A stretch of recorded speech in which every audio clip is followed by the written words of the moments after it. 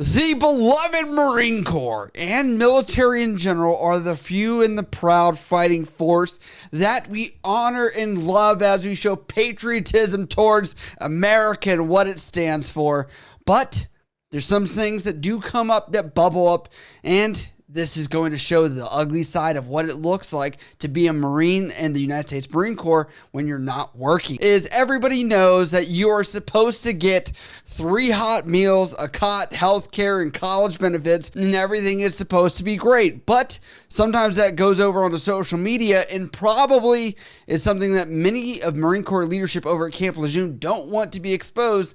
But with the current atmosphere, people do have access to spread this information as they've shown the living conditions over at Camp Lejeune. Mind you, yes, there are Marines, there are service members that can be dirty and have dirty barracks rooms, but these Marines are a little bit different. They were required to move into this barracks room. According to one Marine who provided photo and video evidence, HP 225 is the building, the new home for a company of Marines assigned to 3rd Battalion 6th Marine Regiment at Camp Lejeune. Had signs of poor maintenance, including cockroaches, rampant mold, and missing beds and furniture. Indeed, a walkthrough of the 3-story barracks on November 2nd revealed mold on the ceiling, walls, chairs, and mattresses in at least 2 rooms. Despite the building having been deemed to have quotations no significant issues in June, in reality there are many. Now, don't take my word for this. I've lived in North Carolina before, obviously swampland, very humid. I've lived in places where you have to be careful of mold, buy dehumidifiers, etc., even including here in Japan. Now, I will tell you, there is video proof that I think will give you a new definition of what mold is and kind of how severe this situation's become. Fuck that. Yeah, it's too dangerous.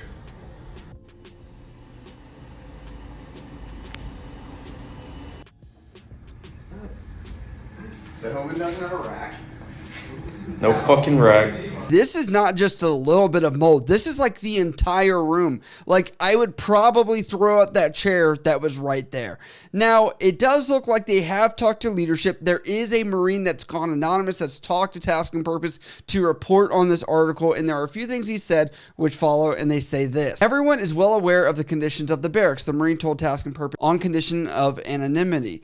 Lots of guys have brought it up, but the people they bring it up to just don't listen. The Marine said that the report said the barracks was first raised with non-commissioned officers and commanders and then relayed to battalion health officials.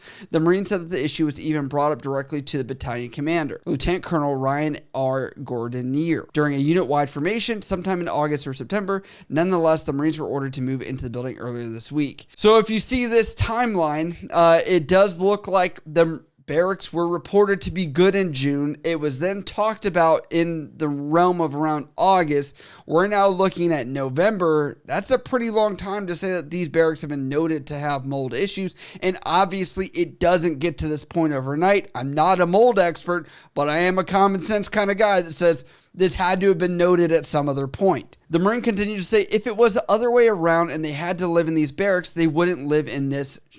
The Marine said, and if they wouldn't, why are they making us? I do want to show this other video as well, just to give you some more context, because I think the quality of this video is good too, where you can kind of get a little bit more detail.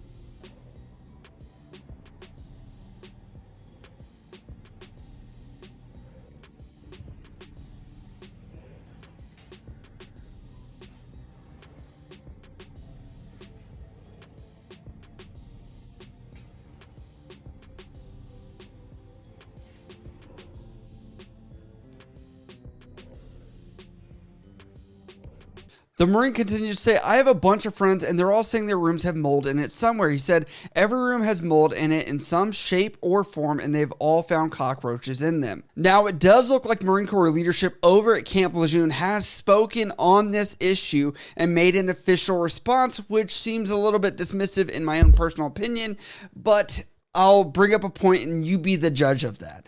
It says, when asked for comment, a Marine official claimed that, quotations, no Marine will be forced to live in unsanitary or unhealthy living conditions, and said that only one, quotation, specific room was identified as requiring abatement for mold and mildew. I have to say, with mold this extensive in one room, I would highly doubt that there's every other room is spick and span. Again, I'm not a mold expert, but I am a common sense kind of guy that says if it's this bad in here, it's likely got to have a little bit or something somewhere else. And it does look like a representative from this unit specifically kind of reassures task and purpose with the statement, which he says this. Says, as Marines are preparing to move, rooms are being re-inspected by leaders in their chain of command to identify whether they require further cleaning, said Second Lieutenant Mark B. Grill, a Marine spokesman, leaving open the possibility that more unsanitary conditions may be found. So let's get into this real quick, right? As military, there are people that would say, we have a standard of living. And yes, there are medical people that can say this is not allowed, right? But there's also the idea that where else can Marines go? And that is going to include a dollar amount. And I'm not excusing that, but I'm saying on top of that, when this second lieutenant makes a statement and says they're being re-inspected, is this after Marines are being required to probably clean this mold up? I will say most Marines are cleaning experts, but they're not mold experts like myself. And this is extensive enough that I would, if this is my property, I'd hire a professional because I'm not trained to locate and know where all the mold's at. Because if you don't get it, it's going to come back and going to have issues.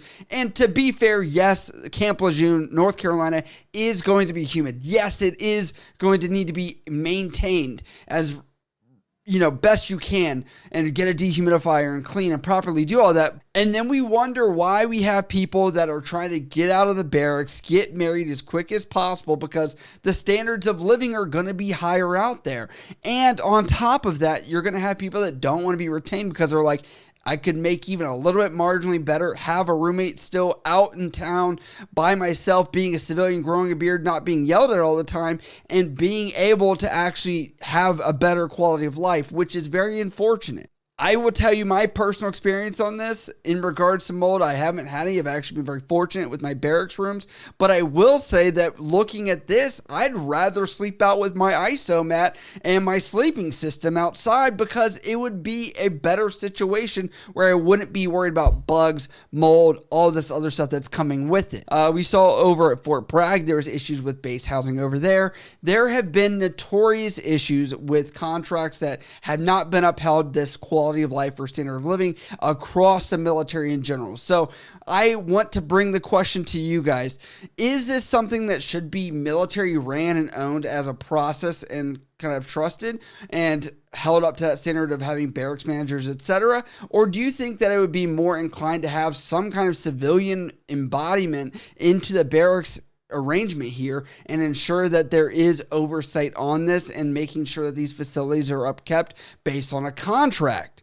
All I can say is I hope that the preventive medicine technicians that are with this unit possibly are on track with this and looking at what they can do and making appropriate recommendations for the health and safety of their Marines. And that is the role that they make. But ultimately, anyone, whether it be in another part of this unit, leadership, whoever, this is ultimately going to be on the commanding officer, as with anything. And that's what it's going to come to. And the last thing you want when you are coming home from a long day of work is to come to a moldy, dirty room. You need to feel like it is a home. You need to be able to turn these walls of brick into something that might be a little bit nicer that you can appreciate. Do you have any dirty barrack stories or something that you've had to move into that was unpleasant? Leave that down in the comments below. If you guys like what we do on this channel, you can always support over at patreon.com for special perks and benefits. On top of that, you can also support over at the YouTube join button below this video for membership to get special perks and benefits here on YouTube.